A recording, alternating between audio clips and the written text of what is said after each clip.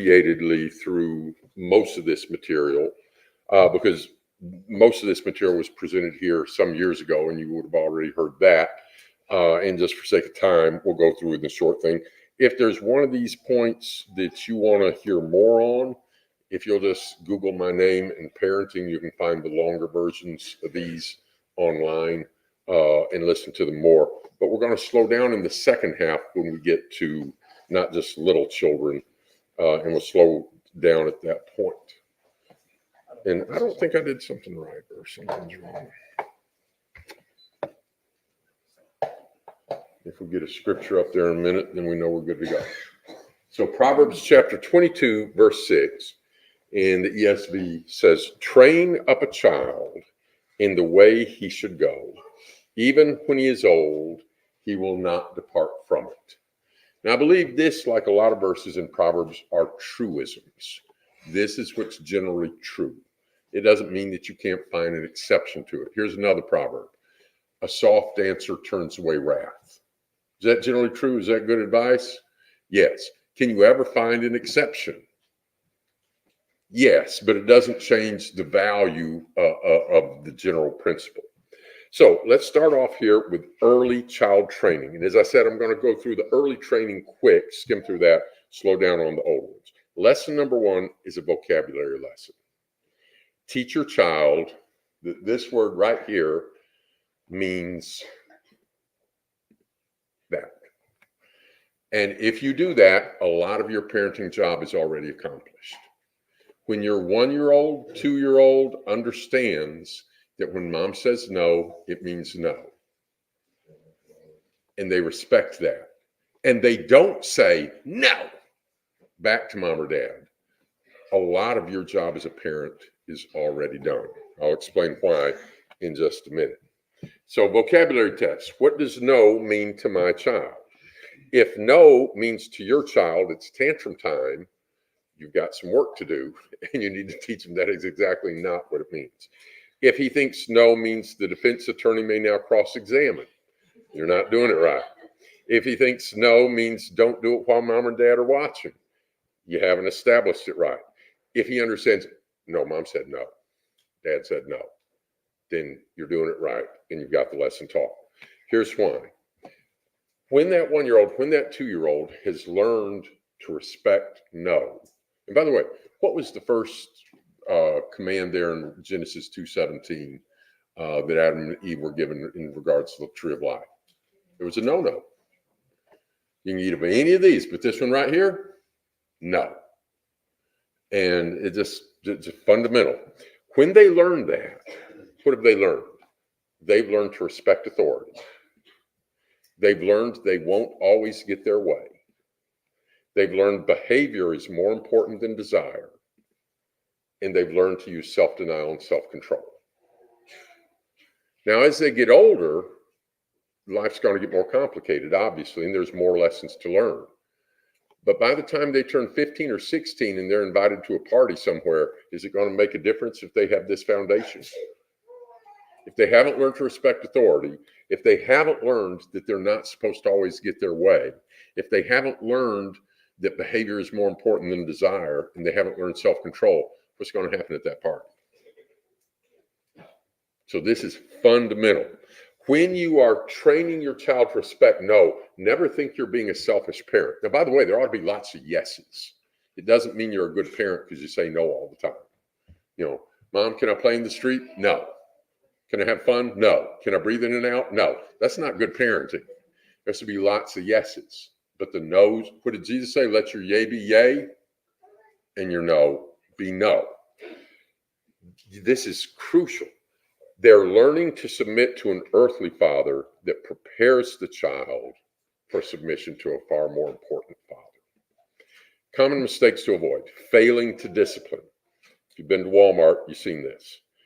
He who spares his rod hates his son. He who loves him disciplines him diligently, Proverbs 13:24. Discipline your son while there's hope, Proverbs 19:18. Foolishness is bound up in the heart of a child.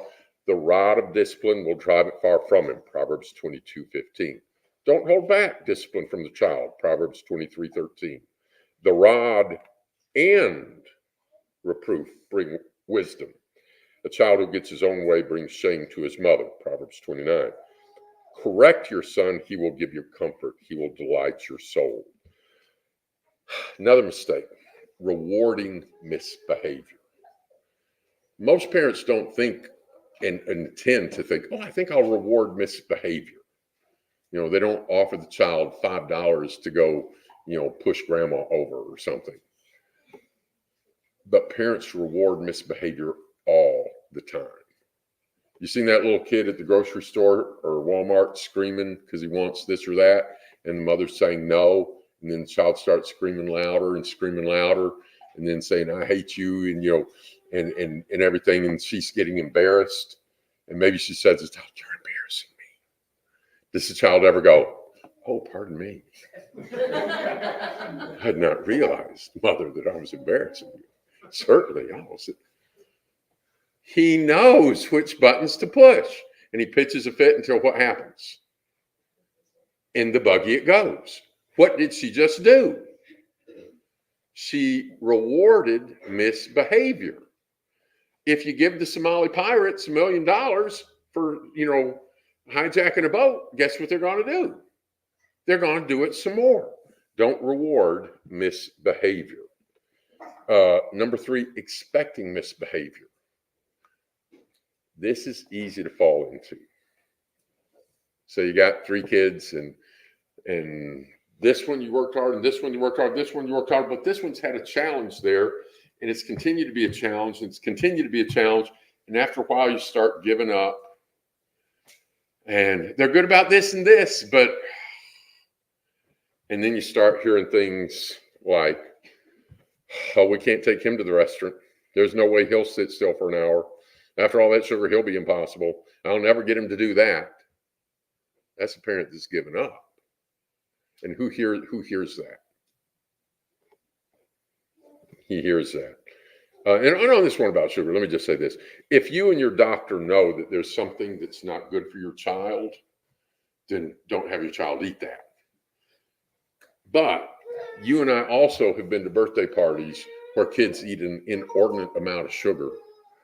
And the ones that are well-trained and behaved, they're excited and they're having fun. But when mom says, okay, it's time to tell Mrs. Johnson, thank you, and we got to help clean up. Like, okay, thank you. And they help clean up and they go home, right? They had Kool-Aid and ice cream and icing and cake and everything too. If you go down here to Shell and you put some high-test gas in your car, that doesn't mean you can go speeding through town and tell the officer, well, after all that premium gas, yes, it provides energy, but there still needs behavior. If you expect tantrums, you'll get them. If you expect dishonesty, you'll get it. If you expect your child to obey and keep working to get your child to obey, then you can get the difference, but you have to expect it. Number 4, failing to be consistent. Sometimes disciplining our children, sometimes following through, sometimes, meaning what you say. It's going to be like no parking sign. And if everybody in town, say, here's a historic pedestrian area, no parking. But if everybody in town knows if you park there, you'll get a thing that says, please do not park here. We asked you not to park here. I really mean it. Don't park here. Don't make me tell you again. I'm going to start counting to 10. You know what that whole area is going to look like? It's going to be full of cars with all those different color tickets on there because everybody realizes you don't have to do it yet. The mistake of thinking I don't have time. That's like saying I don't have time to get rid of lice. Hebrews says, all discipline for the moment seems not joyful but sorrowful, yet afterwards it yields peaceful fruit. How many times have you seen that with one of your kids and you just notice, there's been a little bit of attitude and maybe they're not treating their siblings well and they're not being as respectful to mom and dad, and you realize, yeah, there was some of that yesterday too, and you realize you just need to tighten things up and they misbehaved and you have to confront them and you have to go through the episode of giving them the lecture and giving them the spanking and they have to say they're sorry. We're talking about a small child here. And they have to go say they're sorry and get their hug and everything. But after you've done that and done that well, what do you start seeing the rest of that day? That's just a happier child. Now they're behaving. Now they're happier. Now they enjoy the approval and the good relations. That needed to be straightened out. It yields peaceful fruit. Mistake number 6, failing to control self. What was the motivation of discipline in Proverbs 13:24? He who loves him disciplines him diligently. It doesn't say he who is angry disciplines him diligently. He who is embarrassed disciplines him diligently. He who is upset because something expensive got messed up disciplines him diligently. It says what? He who loves him disciplines him diligently. And there might be a time when we need to tell our child, have a seat. I'm going to talk to you about this in a minute. And we may need to take a little bit of time to get relaxed and calm. Because when we discipline when we're angry, can our kids tell that?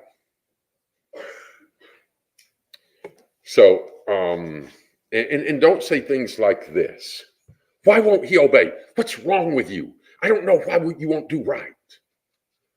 What that little 5-year-old just hear? He just heard his parent say that he's defective and the adults don't know what the problem is. How much motivation is that for a child to do good? You're messed up. You're defective. We don't know what's wrong with you. Don't talk like that to a child. We're not going to do the base test. We've done that before, but it's the principle there is if you've got an expensive vase in the room and you're letting the kid play ball in the house, when it breaks accidentally, should you punish him? No, you let him play ball in the house. It's sad it broke, but you let him play ball. Now, if you tell him, don't play ball in the house, and he throws the ball anyway, and it hits the vase and it shatters, now he's in big trouble. But he should also be in big trouble if you said, don't throw the ball in the house, and he looks at you and he throws it anyway and doesn't hit the vase. Because there's something here more important than the vase. Your son's soul is more important than the vase. And if you were playing ball with him and he just wasn't that good a shot and he hit the vase, that's not his fault. He's sad, you're sad, don't punish him. If he willfully disobeys, you punish him for the disobedience, not whether or not your nice vase got broken. Number 11, settling for situation control instead of training the child. So this is a story I would tell about my little girl, Brienne. We had 6 kids, 3 boys, 3 girls. These are the oldest 3. So that's April, Adam, and Brienne in Czechoslovakia. We used to live over there. And I use this picture because this is about the age of the episode I'm about to describe. She's a little bit older than that, maybe a year older than that when this happens. We get in the car, and she's supposed to get in her booster seat and lock it in. At that time, she could be in a booster seat instead of, I think the laws are different now. You have to have a full-fledged thing. But back then, a booster seat was okay. And she was supposed to get in and lock it in. And we get in the car, and I'm putting it in gear, backing up, and my older daughter says, Dad, Brienne did not get in her seat. I said, Brienne, get in your seat. And that little girl had been the easiest of all 3. I almost never needed to spank her. If I did, it didn't need to be much more than this. She was a happy girl. She liked to please. She was obedient. Even just a look would be enough usually. But this day, she decided to go for it. And she wouldn't get in the seat. So I pulled over by a creek. And I got out. And the rod and reproof bring wisdom. I went and I got a switch. And we had a talk about my job before God to train her and to teach her to obey. And everything else. And after we had the talk, I gave her a switching and she cried, but it wasn't like a broken-hearted cry. It was I said, now get in the seat. And she got beside the seat.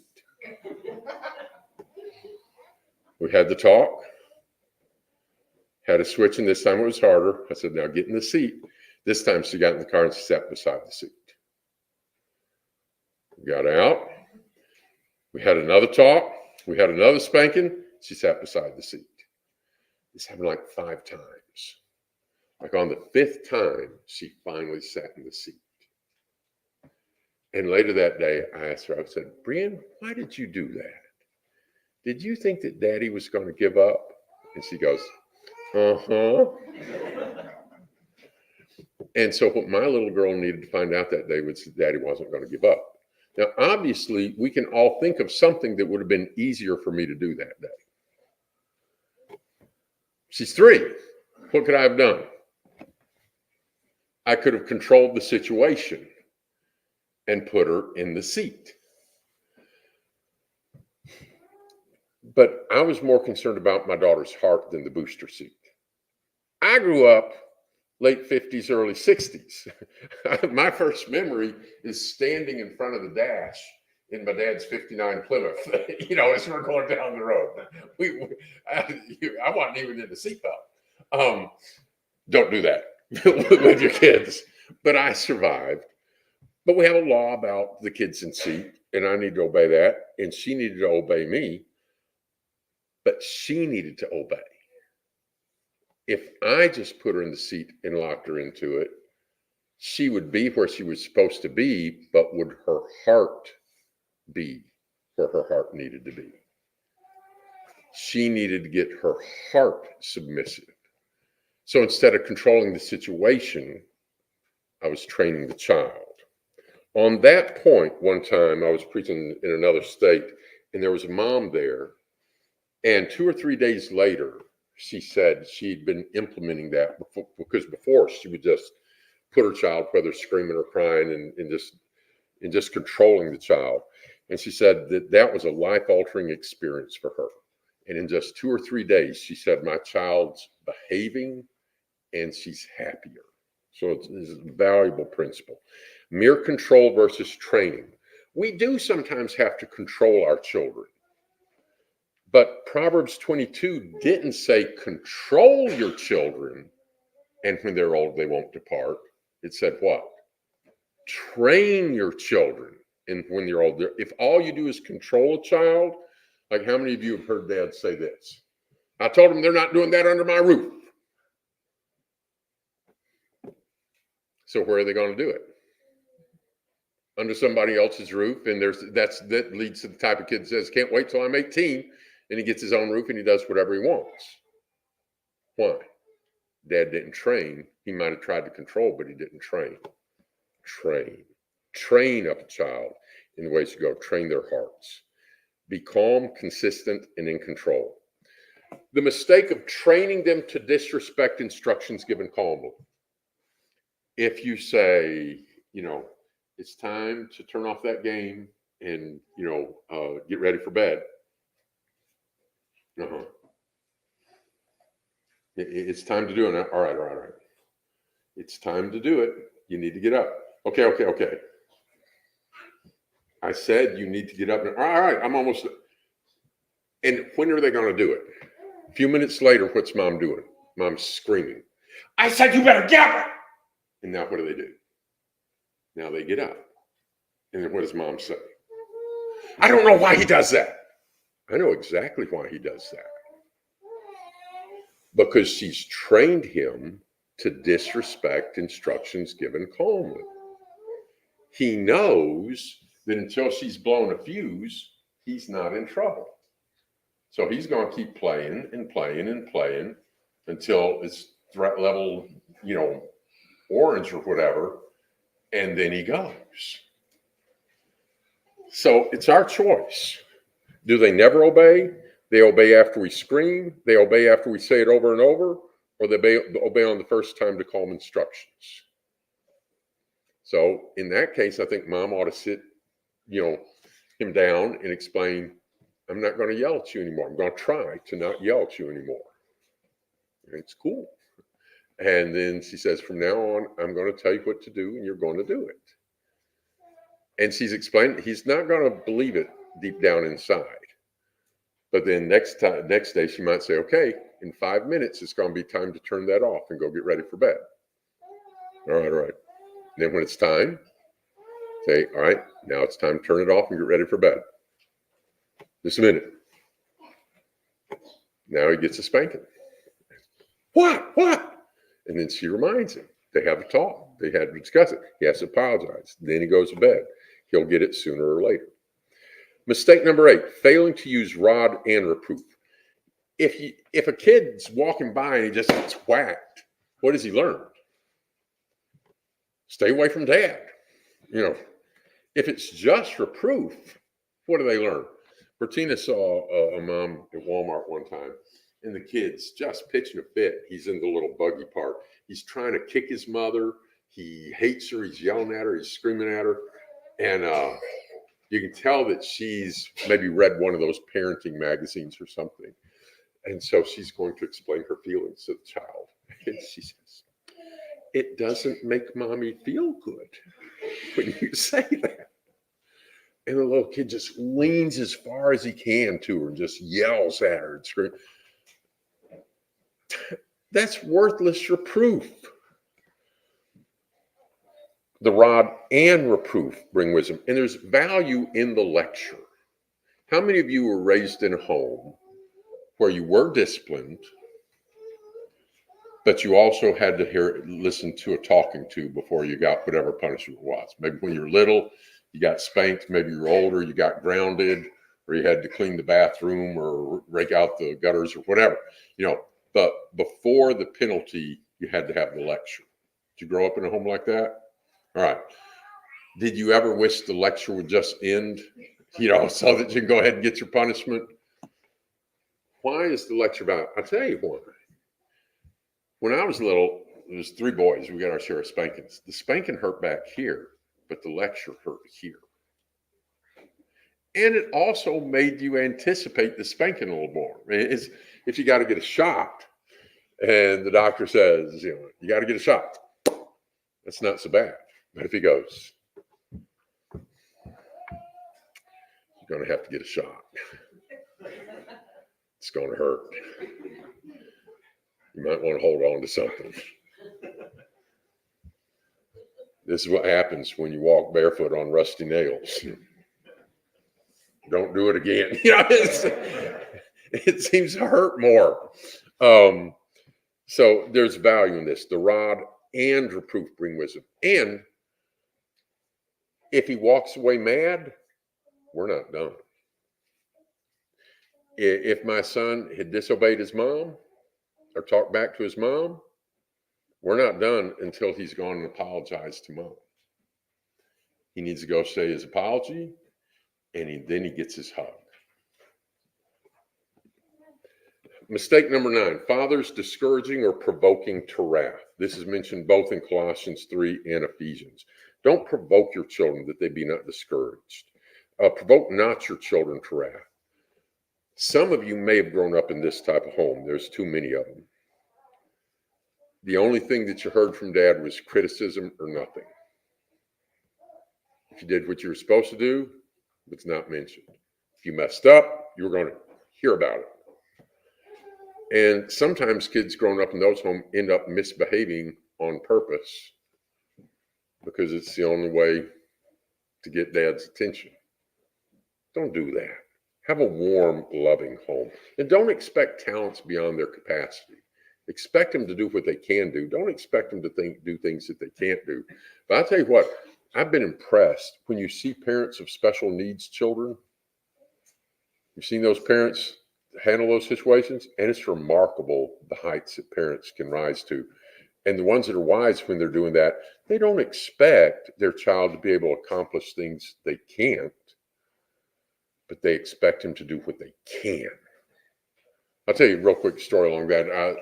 Older gentleman I was studying with told me about one time at Thanksgiving, there was a young man there that he had not ever met before. And he didn't have any arms or hands. He just kind of had some nubs. And it's Thanksgiving dinner. And his mom fixed his plate and put it in front of him and gave him a spoon. And he would take that spoon and he would put it where the food was, and he'd use his nub and he would flip it and he would catch the food. And he said at the end of the meal, there was more crumbs around my plate than around his. And afterwards, when people are eating, buds and snacks and stuff, his mom would just every once in a while put one right there. And when he got ready for it, he got it. Now, stop and think about that. he doesn't have any arms and fingers. If her expectation for him is to be a concert pianist, that's not fair to him. Major League Baseball pitcher, that's not fair to him. There's some things he can't do. But you see what she did do? How much more that was than putting him on a feeding tube or something like that, or spoon feeding him his whole life. What did she do? She knew that her child couldn't do everything, but she helped train him so that he could do what he could do. That's important.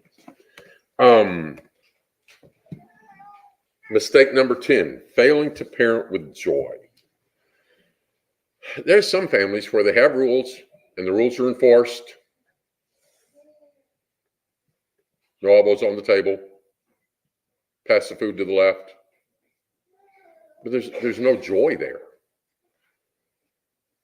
Think how many times the Bible talks about joy in the family. Rejoice in the wife of your youth. The father of the righteous will greatly rejoice, will have joy of him. Let your father and mother be glad. Let her rejoice who gave birth to you. A joyful heart makes a cheerful face. A cheerful heart has a continual feast. Better is a dish of vegetables where love is than fattened ox served with hatred. The law of kindness is on her tongue. A joyful heart is good medicine. Crushed spirit dries up the bones. Have joy. And let me tell you, I've been doing an exercise with parents for the last several years when I'm doing a workshop or a class. And I'll ask the parents, in fact, you can do that right now in your own mind. Think of some fond memory that you have either about time with your father or time with your mother. Just think right now, what's a fond memory that you have from growing up with your mom or dad or both? Take a few seconds to think about it.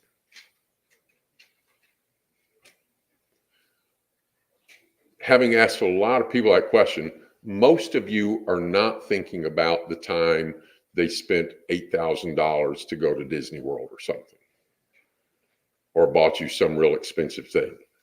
You know what I found? Most people think of some little simple thing, some little simple routine, some little fun thing that you got to do with your parents. And I bet what you're thinking of right now, your mom and dad would not have guessed when they were doing that one particular thing that you're thinking of. Your mom and dad would not have guessed, oh, that'll be what my son or daughter will remember years later. But it was what? It brought joy and warmth and security in the family. Have those things in your family. Have fun with your kids. Man, kids are fun. Number 11, going into defense mode when our children are wrong. John Bosworth is a good friend of mine. Very talented guy, can do a lot of things, but he's retired now. He's driving a school bus. And there's a kid on the school bus who was taking a permanent marker and marking on the bus. And so he called the mom. And of course, the mom said, no, you're mistaken. That was not my son. Nope, my boy would not do that. Nope. Yes, ma'am, it was. No, that was not my son. He did not do that. Until he said, would you like to see the video? And just like that, she goes, what did you do that made him do it? There was no shock. There was no surprise. It was like, picture it didn't happen. Nope, didn't happen. There's video. Oops. And then blame somebody else. Don't do that. Defending, denying, redirecting blame. 1 Timothy 5:21 talks about doing things without partiality. If you wouldn't approve it in somebody else's child, don't approve of it in your child. Woe to them that call evil good and good evil. And if you start a pattern of bailing out, don't be surprised when they come to expect it. As in, Mom, I'm in jail, bail me out. Don't do that. Did you know that we've got this generation growing up right now? We've got kids going into the job market who don't know how to work, don't know how to be an adult because they were spoiled, and they're in the job market. And when they get fired, mom is contacting the manager or the boss to come in and talk to them why they need to rehire her precious little boy. That's not working, by the way, but foolish. Number 12. This is important. Taking them to church for bringing them up in the nurture and admonition of the Lord. So sad. One time I was talking with a brother and he said, and his kids, I was about 40 something at the time. His kids were roughly my age. There were several of them. And he said, not a single one is faithful. He said, I don't know what happened. I took them to church all those years. And as soon as he said that, I could see what had happened. Listen to his statement. I don't know what happened. I took them to church. What was his concept? If I take them to church, then that's what I need to do. How much training, time-wise, out of a week is church in the life of a child? 45-minute class on Sunday night, a class on Wednesday night. How many commercials does a kid see in a week? How many interactions with his friends? How many other things? It's, if you work at a hospital and a child comes in starving from malnutrition, and you ask the parents, what's happened? And they say, I don't know. I fed him Sunday dinner and Wednesday every week. You'd know what happened, wouldn't you? Bring your children to church. And if you have Bible classes for kids, as most places do, that's a wonderful opportunity for them to learn.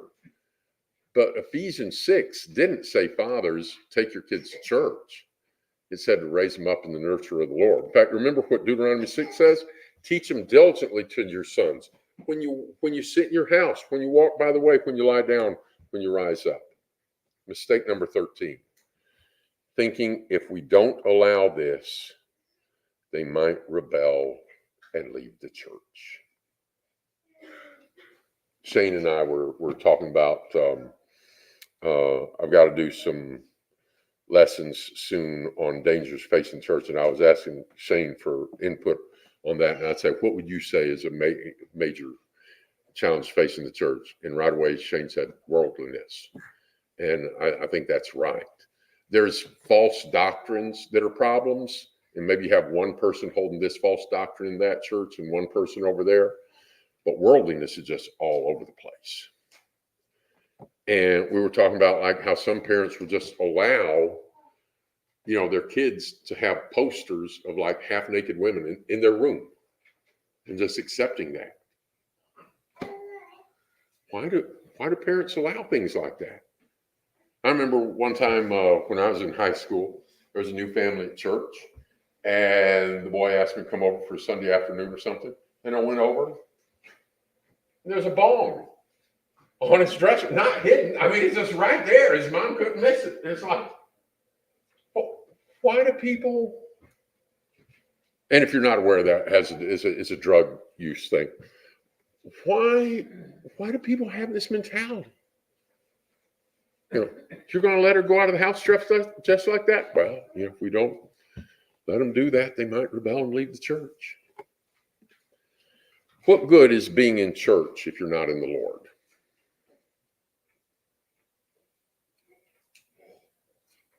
By the way, don't train your children to be faithful to the church.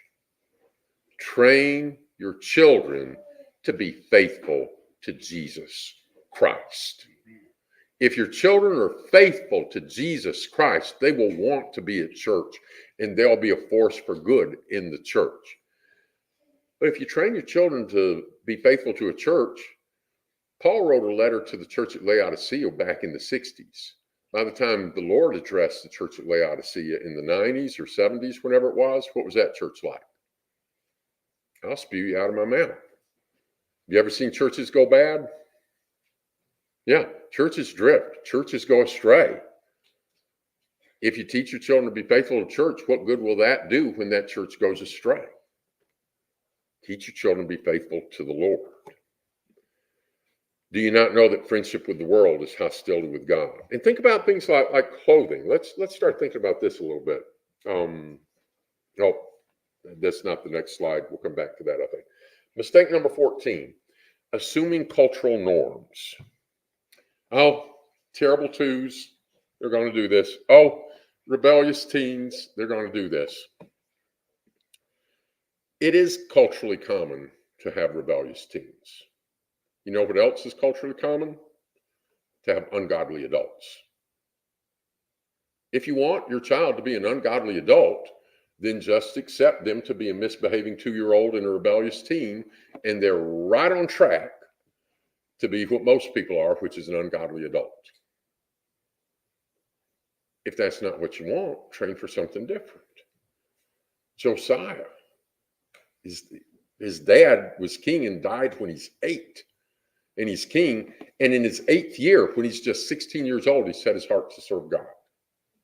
He was one of the best kings of Judah. Timothy. In 1 Timothy 4, Paul said, don't let anybody despise your youth. Our general understanding that is that 1 Timothy 4 is written after his first Roman imprisonment. So this is in the 60s.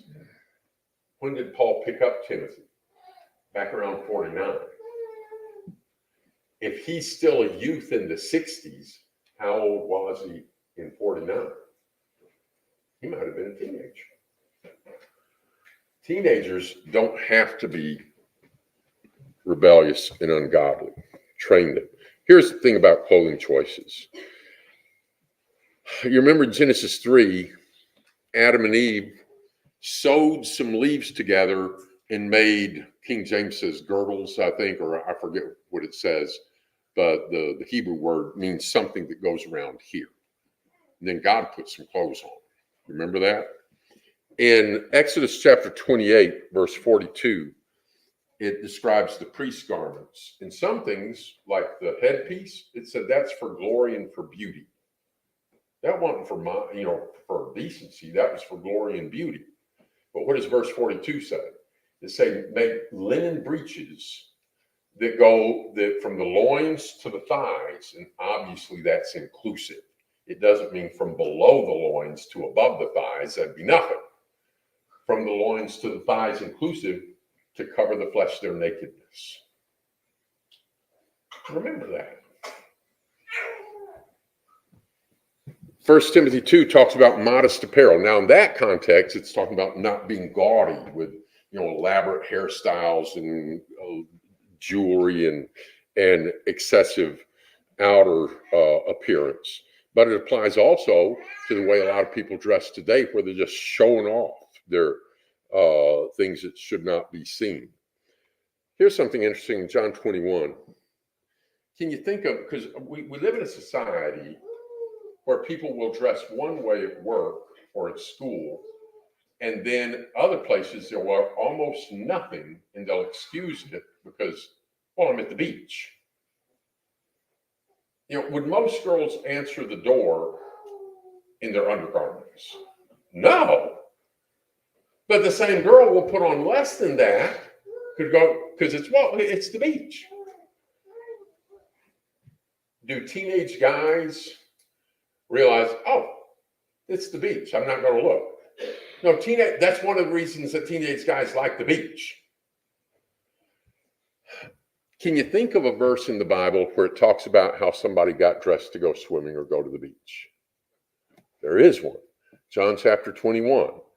Peter and the guys have been fishing all night. Nobody in the boat but men. He'd taken out his garment, so he would have had something wrapped around his waist. But, it's just men working at night. That morning, he realized Jesus is on shore. And what does Peter do? He put on some clothes to cover his nakedness, jumped in the water, and swam over there to the public area before Jesus. Proverbs 7:10 talks about the attire of a harlot. Remember one time, a friend of mine had some girls, and he went to the mall to find him some clothes, and he was looking at the clothes. And then he said to the shop assistant, he said, pardon me, he said, do you have anything other than prostitute clothing? I thought it was a pretty good question. You see that envelope there? That's a security envelope. What's the purpose of that? It exposes what should be exposed and covers up what's nobody's business, right? If that's from your bank, it's got your name, your address, so the postman knows where to get to. But if he wants to know what your account balance is or your social security or number or something, it's not out there for everybody to see. This is out there for everybody to see because it's something for sale. Here's 2 fences. This one here, that adds to the value of the property. It's a nice looking fence, but it also keeps your creepy neighbor from looking at your wife. This one here, what's the purpose of that fence? He's not trying to keep you from seeing what he has. He's showing off what he has. And people stop and think about clothing. We got too many people, instead of dressing like this, they're dressing like this. Let's not raise our kids like that. Number 15, failing to train humility. And last time I was here, I don't think I had this point in here, but I had to deal with some young men up in Pennsylvania that caused me to put this one in here. Let me tell you something. Some sins thrive in one environment more than another. Some sins do not thrive well in a church or in a God-fearing family. Being a meth dealer, if I came down here and you guys said, so what do you do? I said, well, I do some preaching, but I'm also a meth dealer and I've got some. That would not go over here. That would not. So like, where does corn grow? Corn grows good in a field. Where does fungus grow? Fungus grows better in some different places. That stuff in the bottom of the refrigerator, under the crisper drawer, if you haven't cleaned in a while. There's stuff that grows down real well down there that doesn't grow well out in a cornfield. Pride can grow in a religious family. Pride can grow in a church. Well, let's go to the time of Jesus. What's one of the biggest problems with the Pharisees? Pride. And I watched a couple of boys grow up that had families that had a lot of dedication in a lot of ways. And these boys were really involved. They would lead singing, teach classes, but neither set of parents, or at least not collectively, bothered to teach the kids humility. It was ugly. It got really sad. So if you're raising your kids and you're like, oh, did you do the best on your verse recital? Oh, good. And they lead some singing. Oh, you led a song better than those other boys. And you think about what you're doing. Jesus had a lot to say about doing things to be seen of men. And if we use the praise of our God to exalt ourselves, and a lot of people have done that, if we train our kids about putting up this appearance and making sure that you look better than other people, you might as well have encouraged them to be a meth addict. Because what's of the 67 abominations, what's number 1 on the list? A haughty look. And I remember these 2 young men, after all these things, like one said to me, one day he just admitted, I was talking to him again about his ego, and he said, I'm a psychopath. He said, I look at other people just like they're just sitting around in their underwear. That's just how superior he felt to other people. And he's completely gone now. Last time I looked at his Facebook page, now he's changed his name to a woman's name, and he's got pictures of punching bags with pictures of Jesus on it and vulgar words. It's just off the rails. He was so arrogant. The other one, I tried to talk to when he's about 15. I tried to talk to him about his ego, and this was his response. I'm a teenager. Of course I got an ego. Years later, he was going to go preach somewhere, and I got a call from a church. Hey, we're thinking about having him, here and do some preaching with us. And, I assumed he'd given them my name. So I said, let me tell you a little bit. And I listed his qualities. I said, he comes from a family that, conservative and this, that. And I said, he's bright and he's capable, et cetera. But I'm going to tell you the same thing I told him. I said, he's got an ego problem. And this preacher laughed, rather well-known preacher. He laughed and said, I don't think we'll have to worry about that.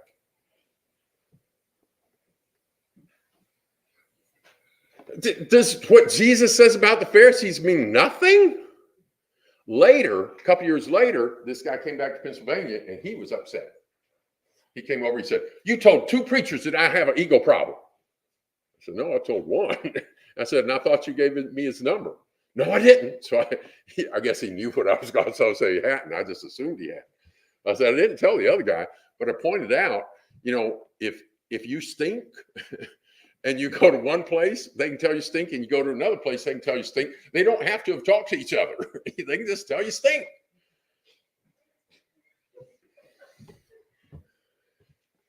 Failing to train humility. The first abomination, a haughty look. Beware of a culture that celebrates youth and lacks respect for elders. And here's a fool test. You can do this with your kids. If you got 4 kids, you can just, you remember all the COVID tests? In 15 minutes, you can find out if you have COVID. In 30 seconds, you can find out if you're a fool. Ready? Proverbs says over and over and over. If you correct a wise man, if you teach a wise man, he will be wiser still, and he will love you for it. Right? Remember that? And what does it say over and over? If you correct a fool, he hates it. Now, analyze yourself. Take your little COVID test right here. How do you feel about it when you're corrected? If you appreciate it, doesn't mean you enjoy it, but if you appreciate it and you appreciate the one that did it and learn from it, you're not a fool. If when you're corrected, you hate it, guess what? You just tested positive for foolishness. I got good news. You don't have to quarantine for 3 weeks. Because if you realize, if right now you tested positive and you realized, that's true, I need to change that. Very good. you just start getting ready your case of foolishness. Now, if you heard that and you got mad and you don't want to do any better, you still got it. But you can do that test with your kids. Just think about it. Which ones, how do they react? And we all need correction sometimes. But if you got one that just hates it, there's some foolishness in him, and you need to get that out. Because it doesn't matter how well he can lead singing, or how well he can memorize a verse, or how many good grades he got at school. If he's arrogant and has no humility, he's not going into the kingdom of God.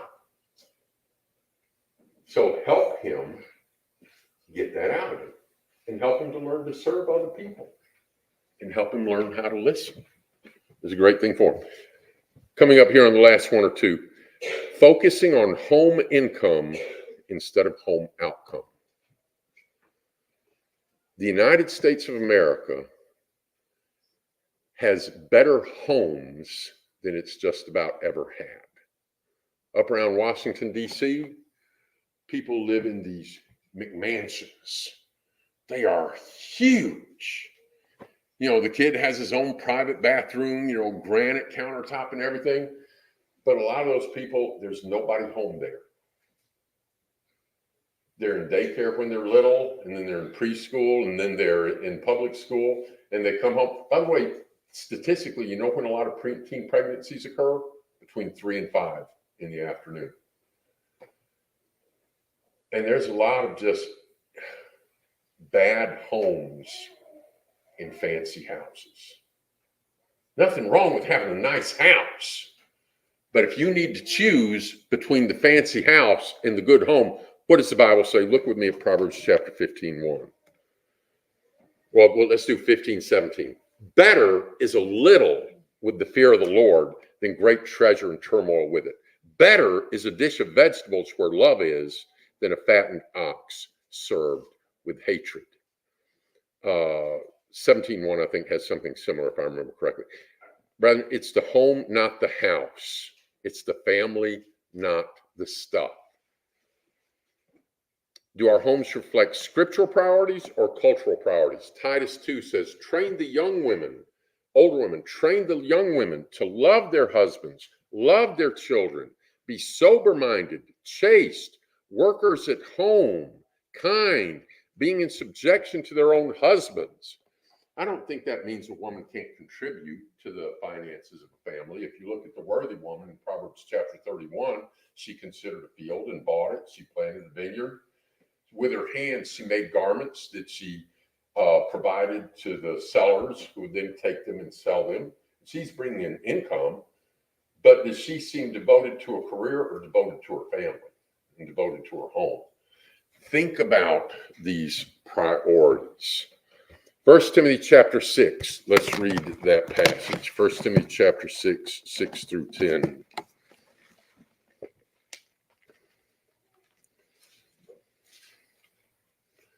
This is a challenge for us as Americans.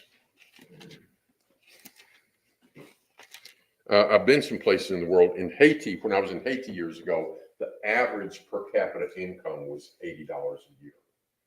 When I was in Prague, a doctor made $150 a month.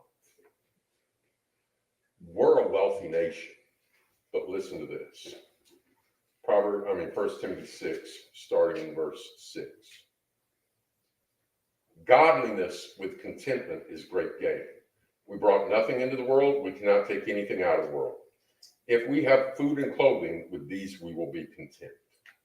Those who desire to be rich fall into temptation, into a snare, senseless and harmful deceits. Now it goes on in verse 17. It's not wrong to be rich. It says in verse 17, tell the rich to do three things. Don't be high-minded. And let me read. As for the rich in this present age, charge them not to be haughty, nor have their hopes set on riches, but on God, and to do good and be rich in good works. It's not wrong to be wealthy. It's not wrong to have money. Just don't think too highly of yourself. Keep your trust in God and use that money to do good to other people. But if we're so busy making money that we're not there to raise our kids, what price can we put on our children's souls? Last chart, I'm just going to read through it real quick because we don't have time to talk about it, but you can think about these things on your own. Just the corruption from the entertainment media. Evil companions corrupt good morals. Corruption from the internet, pornography. There is a pornography epidemic in this country. Most teenage boys are wrapped up in pornography. A whole lot of husbands are. I've heard teenage boys say, well, we'll have this problem until we get married. No, when the boys that are wrapped up in it until they get married, they keep having the same problem. So much. And now there's a lot of girls with it too. They've designed things so they're bringing a lot of girls into it here too. Offenders and predators, old and young, certain educational agendas by some of the bad players within the educational community. There's other good players. There's good teachers, good school board members, good principals and stuff. Presuming medical solutions for every behavior issue. Nothing's a moral responsibility. Everything's something medical. A lot of other agendas. We're in a world that's attacking our children. Train up a child in the way he should go. Even when he's old, he will not depart from it. Thank you, brethren. Let's stand and sing the song select. Oh, do not